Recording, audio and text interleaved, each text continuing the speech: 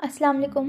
I hope you are doing fine. My name is Asha Sadiqa and अगर आप इस channel पे न्यू हुए हैं तो इस चैनल को सब्सक्राइब कर दीजिए और पुराने हैं और इस चैनल को अब तक सब्सक्राइब नहीं कर दीजिए अब तो हक़ है मेरा कि आप इस चैनल को सब्सक्राइब करें। तो आज हम कर रहे हैं इब्ने सीना की लाइफ ड्यूरेशन थी कि वो उनकी बर्थ हुई थी 980 में और डेथ जो ईयर जो है वो 137 है। तो उनका लाइफ स्पैन था 980 टू 137। तो इनको तो पॉलीमैथ भी कहा जाता है। इनको तो पॉलीमैथ इस वजह से कहा जाता है क्योंकि इन्हें मुख्तलिफ़ चीज़ों के बारे में काफ़ी कुछ लिखा है। एस्ट्रोनॉमी के बारे में लिखा है, मेडिसिन के बारे में लिखा है, लॉजिक्स के बारे में लिखा, मैथमेटिक्स, फ़िज़िक्स, केमिस्ट्री और हर चीज़ के बारे में तकरीबन इन्हें लिखा है, इसलिए द पॉलीमैथ इनको कहा जाता है। ये पर्शियन थे और ये अल-फ़ाराबी से काफ़ी इन्फ्लुएंस्ड थे और एरिस्टोटल से काफ़ी इन्फ्लुएंस्ड थे, तो इसलिए इनको एरिस्टोटलियन भी कहा जाता है। उसके अलावा जैसे इसमें है कि इन्हें काफ़ी किताबें लिखी हैं मेडिसिन में, लॉजिक, मुस्लिम थियोलॉजी में, एस्ट्रोनॉमी, पॉलिटिक्स में, लिंग्विस्टिक्स में, मैथमेटिक्स में। उसके अलावा अगर हम बात करें तो इन्हें कहा था जैसे कि एरिस्टोटल ने दिया था कि एक इंसान के पास 5 सेंसेस होती हैं, साइट, टच, हियरिंग, ये 5 सेंसेस उसने दी थी, स्मेल की, टेस्ट की। तो इनने कहा था कि उन 5 जो outer senses complement outer senses कि हमारी जो 7 इंटीरियर सेंसेस हैं जो कि हमारी आउटर सेंसेस को कॉम्प्लीमेंट करती हैं, उनमें से कुछ जो सी सेंसेस हैं उनका जिक्र हमने किया है। वो है कॉमन सेंस। कॉमन सेंस इनका ये कहना था कि जो हमारी सराउंडिंग्स में इंफॉर्मेशन होती है उसको गैदर करती है और उसको कोलेट करती है। ये हमारी कॉमन सेंस जो सी है, मतलब कि एक कमरे में मैं गई हूँ, ठीक है, उधर 4 दीवारी है, 4 दीवारी के एक कबर्ड बना हुआ है, कबर्ड के अलावा उधर एक बेड है और बेड के अलावा एक विंडो है, एक दाखिल होने के लिए दरवाज़ा, बाहर निकलने के लिए दरवाज़ा और एक बेड। स्पेसिफिकली उधर मैं देख रही हूँ कि एक बेड है, ठीक है। तो मैं कहती हूँ कि अच्छा यहाँ पे it seems like a bedroom. अब यहाँ पे डिफरेंट इंफॉर्मेशन क्या थी गैदरिंग कि अच्छा इसकी दीवारों का कलर, दीवारें और बेड, उसका कलर और ये सारा कुछ, सारी इंफॉर्मेशन जो मैंने परसीव की, हर चीज़ जो सी थी उन सब को इसने कोलेट किया। कोलेट करके एक स्पेसिफिक कॉमन सेंसली मैंने कहा बेडरूम, ठीक है। तो वो चीज़ क्या हो गई, कॉमन सेंस। कॉमन सेंस क्या करती, जो भी इंफॉर्मेशन हम अपनी सराउंडिंग से उठा रहे हैं उन सबको कोलेट करके एक मीनिंगफुल उस चीज़ को एक मीनिंगफुल नेम देना, ठीक है। वो कॉमन सेंस है। रिटेटिव इन्फॉर्मेशन, जो भी हमारी कॉमन सेंस इन्फॉर्मेशन गैदर करिए उसको याद कर रखना, उसको याद रखना, वो है हमारी रिटेंटिव इमेजिनेशन। उसके अलावा कॉम्पोजिटिव ह्यूमन इमेजिनेशन आ गई और कॉम्पोजिटिव ह्यूमन एनिमल इमेजिनेशन और ह्यूमन इमेजिनेशन आ गई। Both of these allow animals and humans to learn to approach और अवॉइड द इन्वायरमेंट, कि हमने अपने इन्वायरमेंट में किस चीज़ को अप्रोच करना है और किस चीज़ को अवॉइड करना है, ये चीज़। अब इंटीरियर सेंसेस में अगर हम ये चीज़ देख रहे हैं, द सेंस एक सेंस जो एनिमल्स को अलाउ कर रही है कि उन्हें इस चीज़ को अवॉइड करना है, it would be harmful for them and they should approach certain things that they will be beneficial or they should actively seek something from them, ये कि उनको स्मेल आती है ये वो। तो वो चीज़ क्या है, वो उनकी सेंस है, कॉम्पोजिटिव इमेजिनेटिव है।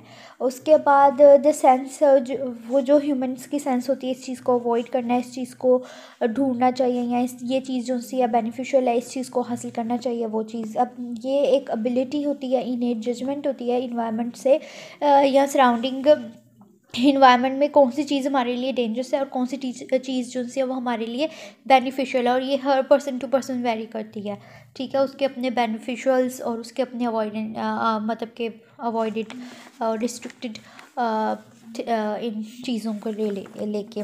उसके बाद इब्न सीना जो है वो एरिस्टोटल, जैसे कि मैंने पहले भी बताया, तो नहीं इसी तरह एरिस्टोटल जो था वो एक्टिव इंटेलेक्ट की बात करते हैं। तो इन्हें एरिस्टोटल ने ये कहा था कि एक्टिव इंटेलेक्ट्स जो से होते हैं वो अंडरस्टैंडिंग को जो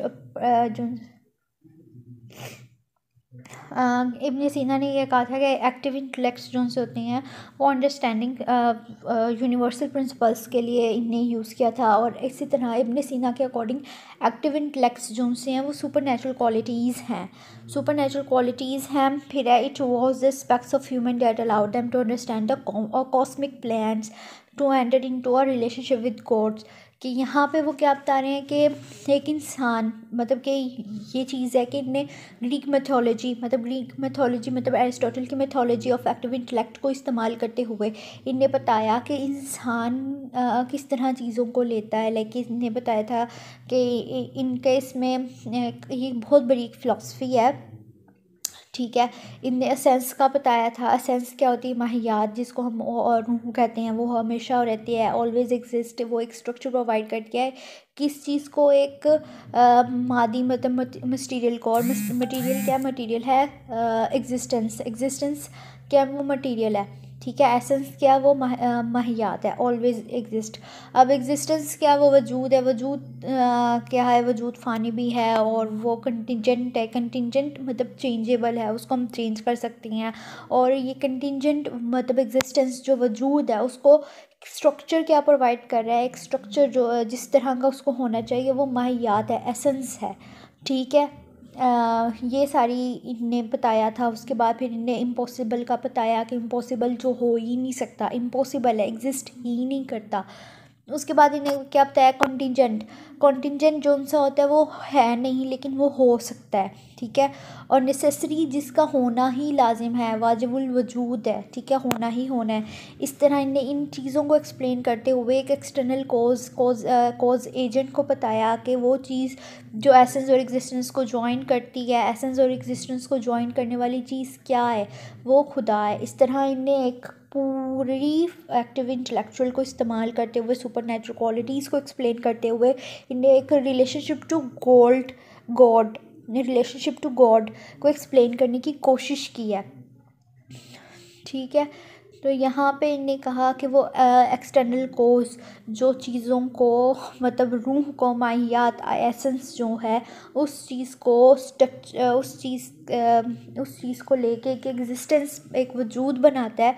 उस वजूद इन दोनों को मिला के एक चीज़ को बनाने वाला, एक नेसेसरी कॉन्टिजेंट चीज़ बनाने वाला जो सा वो क्या है? वो खुदा है, ठीक है। उसके अलावा फिर इनके ट्रीटमेंट्स आ जाते हैं। इनकी treatments the book of healing, the canon of medicine, ये दो इनकी बुक्स जो सी थी वो करिकुलम का हिस्सा रही हैं 1650 तक। 1650 तक ये मेडिकल स्टूडेंट्स की करिकुलम का हिस्सा रही हैं, ठीक है। ही recognize physiological psychology is the treatment of illness के। इन्हें ये बताया कि किस तरह इमोशंस जो से होते हैं, इमोशंस को हम इमोशंस से हमारे पल्स रेट भी चेंज होते हैं, हमारी इनर फीलिंग से हमारे पल्स रेट्स भी चेंज होते हैं, ठीक है। किस तरह हमारी जो इमोशंस हैं वो हमारे फिज़िकल कंडीशंस और फिज़िकल कंडीशन से हमारी इमोशंस अफेक्ट होते हैं। किस तरह म्यूज़िक जो सा होता है उससे हमारी फ़िज़िकल और साइकोलॉजिकल अफेक्ट्स होती हैं, ठीक है। उसमें एक म्यूज़िक जो से एक पेशेंट को फिज़िकली और साइकोलॉजिकली किस तरह हील करता है या किस तरह इफ़ेक्ट करता है, वो चीज़ इन्हें बहुत अच्छे से बताई। फिर ये गुड डॉक्टर थे, सिंपल रेमेडीज़ के through unite the sufferer with the beloved. के ये सिंपल ग्रेट डॉक्टर हैडा इन्हें ये कहा था कि एक जो बहुत अच्छा डॉक्टर है वो क्या करता है कि वो एक जो सफ़रर है उसको उसके प्यार से मिला दे तो फिर वो हील हो जाता है, ठीक है। उसके अलावा द मेंटल इन्फ्लुएंस की बात करते हैं। Mental influence the material side of nature is both pervaded and overshadowed by its mental and spiritual side. अब इनने क्या वही चीज़ जो मैं भी आपको बता रही थी कि क्या even though as a medical man he is keen to preserve the importance of the physical constitution, especially in the case of character of the emotion and pulses। के ने इमोशन का बताया कि मैंने ऐसे अच्छे से बताया कि इमोशन से हमारे पल्सेस कैसे चेंज होते हैं। एंशियस, जैसे कि आज साइंस कहती है कि एंशियस हो तो हमारा हार्ट बीट इंक्रीज़ कर रही होती है, हमारे जो पल्सेस डायलेट कर रहे होते हैं, और अगर हम नॉर्मल स्टेट में हमारी हार्ट बीट नॉर्मल होती है, लेकिन जब हम खुश हों तभी हम एक्साइटेड स्टेट में होते हैं और हमारी हार्ट बीट उनसे वो एक्सीड करती है। तो इस तरह इन्हें ये बताया था कि किस तरह हमारे इम्पल्स और इमोशंस आपस में इंटरलिंक्ड हैं। The medical are helped with the gaze of existence of mental influence on apparently bodily states, कि bodily states किस तरह चेंज होती हैं और मेंटल हमारी बॉडी स्टेट के मेंटल में क्या मेंटल इफेक्ट्स क्या जनरेट हो रही होती हैं। At the most common level the influence of the mind on the body is visible in voluntary movement. और यहाँ पे वो फ्लोटिंग मैन, इनकी सो कॉल्ड फ्लोटिंग मैन की थ्योरी अगर आपको याद हो कि एक इंसान है जो हवा में झूल रहा है, वो किसी और चीज़ को महसूस नहीं कर रहा, वो सिर्फ अपने आप को महसूस कर रहा है। तो यहाँ पे वो चीज़ है, ठीक है, वो चीज़ बहुत अच्छे से इन्हें एक्सप्लेन की है। उसके बाद the soul is distincting from the body, के रूह अलग है, ये वही वाली बात माहियात वाली कि एसेंस अलग है और मादी मटेरियल अलग है, ठीक है। जो सा वजूद है जिसको एग्जिस्टेंस जो है उसको मटेरियल मतलब वजूद जो है वो ख़त्म हो जाता है, लेकिन माहियात हमेशा रहती है। तो यही बात उसने यहाँ की है कि रूह जो सी है वो बॉडी से डिफरेंट है, क्योंकि बॉडी जो सी है वो वजूद है जो फ़ानी है, ठीक है, चेंजेबल है, कॉन्टिंजेंट है, लेकिन एसेंस क्या है, वो सोल है जो माहियात है, ऑलवेज एग्जिस्ट, हमेशा है, ठीक है।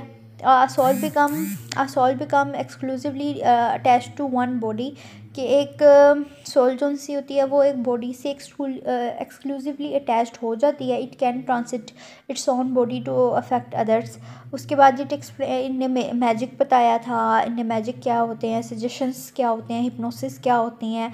फिर he produces evidence from the phenomena of hypnosis and suggestions। इनके एविडेंसेस भी दिए थे, इविल आई को एक्सप्लेन किया था, इविल आई की जो एक्सप्लेनेशंस थी वो भी इनने बहुत अच्छे से दी थी। उसके अलावा वही परसेप्शन की बात आ गई। He gave a doctrine of perception in his distinction between internal and external perceptions, के internal perceptions क्या है, external perceptions क्या है। और उसके बाद इनने internal external perceptions तो वो 5 senses हो गई। उसके बाद जो internal perceptions थी इनने उनको 5 faculties में divide किया था, वो था common sense, imaginative faculty, imagination, वहम and intentions। उसके बाद कॉमन सेंस को हम डिस्कस कर चुके हैं, इमेजिनेटिव फैकल्टीज़ को भी हम वो पढ़ चुके हैं। कंपोजिशन में इमेजिनेशन आप जानते हैं वो क्या है, कि वो ये चीज़ कि ये हो सकती है और ये नहीं हो सकती, वो ये चीज़ हो सकती है। उसके अलावा फिर वहम और इंटेंशंस क्या होती हैं। इंटेंशंस का आपको अंदाज़ा होगा, इंटेंशंस वही होती है नॉर्मली जो हम बात करते हैं कि जो हमारी नीयत है, ठीक है, वही हमारी इंटेंशन है। उसके अलावा फिर वहम को एक्सप्लेन करते हैं। वहम को इन्हें एक्सप्लेन किया था, it perceives immaterial motions like a usefulness and harmfulness, loves and hate in material objects, कि चीज़ों में जैसे बेसिस ऑफ आर करैक्टर्स, कि किसी चीज़ के करैक्टर में मतलब किसी चीज़ की वो जो भी प्रॉपर्टीज़ हैं उसकी प्रॉपर्टीज़ के अकॉर्डिंग ये हमारे लिए ख़तरनाक है या हमारे लिए गैर ज़रूरी है, क्या है, उस चीज़ को डिस्क्राइब करना। द डॉक्ट्रिन ऑफ वहम is the most original element in the Ibn Sina psychological teachings and comes very close to what some modern psychologists have described as the nervous response of the subject, के हम क्या कहते हैं कि ये एक nervous response है, लेकिन वो क्या कहते हैं कि वो एक वहम बताते हैं, ठीक है। आई होप कि आपको ये समझ आया हो, और अगर आपको कोई भी क्वेश्चन है तो आप कमेंट में पूछ सकते हैं, और आई होप कि आपको बहुत अच्छे से समझ आया और नहीं आया तो आप कमेंट में पूछ सकते हैं। अभी तक अगर आपने इस चैनल को सब्सक्राइब नहीं किया, सब्सक्राइब कर दीजिए, लाइक कर दीजिए, बेल आइकन को भी आप प्रेस कर दीजिए ताकि आपको नहीं आने वाली वीडियोस का भी पता लगता रहे। I hope you will be hale and hearty. अल्लाह हाफिज़। जिए एंड जीने दें।